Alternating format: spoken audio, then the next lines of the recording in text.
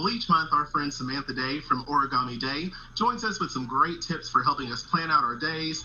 And during this time when everything seems to be constantly changing, it's even harder to keep on schedule and make those priorities. So today, Samantha's going to help us make the most of our planning during a pandemic. Samantha, thanks for joining us today. Thank you for having me, Justin. I always love chatting with everyone on your team, and I'm especially thankful to talk with you today.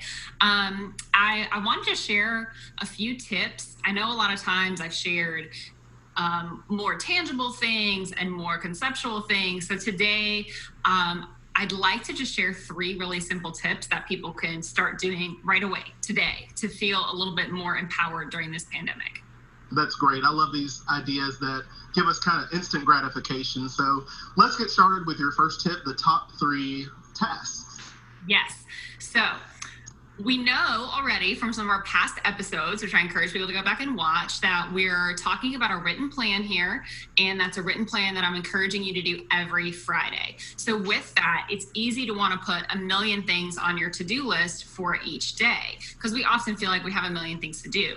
But the reality is the average person is only going to complete 5 to 7 tasks on a good day and 3 to 5 on a bad day. So I strongly recommend start with your top 3. List out what those top 3 tasks or items are. And the reality is if you get all 3 of those accomplished, which hopefully you will, then you feel a sense of empowered and you're ready to go on and get the next items on your list, versus if you write down 10 and you only get 3 accomplished, you might feel a little bit more like a failure. So part of this is a really good way to focus on your top 3 and then change the way you feel about your day.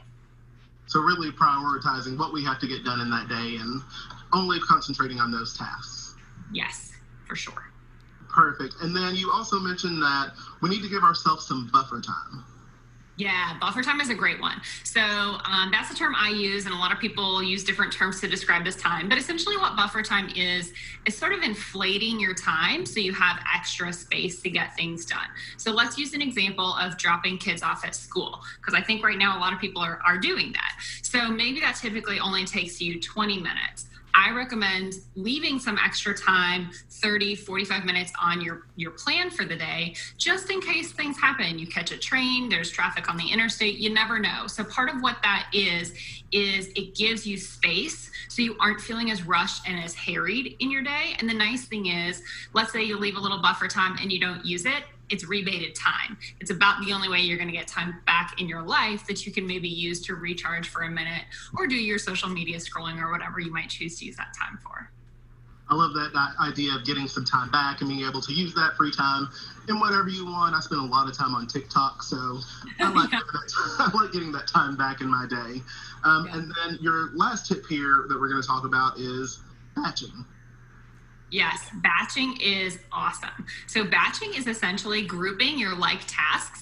And this is a really great way to reduce your ramp up and your wrap up with each task. So you're doing similar things together to increase your efficiency. Now we know that we can't make any more time. So part of how we live balanced lives is being efficient with the time we have. So batching is a really, really great way to do this. One of my favorite things to share with batching is emails. So instead of checking your emails throughout the day, schedule some time first thing in the morning, maybe around lunchtime, maybe end of day, to execute and batch those items. It also works for things like I water my plants in batching. So I water all my plants at one time and then sort of move on to another activity. So it's really good practice for work and life to sort of group those like things together when you're making your plan for the day. You know, these tips are great for everyone and can be used, and we appreciate your time today. Yes, I always appreciate the opportunity to share these great tips, and hopefully these are things that everyone can start doing today immediately to live more balanced lives. All right, Samantha. Well, we thank you. And you can check out some of Samantha's past segments with us here on Living East Tennessee on our website at livingeasttennessee.com. Samantha, we'll see you next month. Looking forward to it.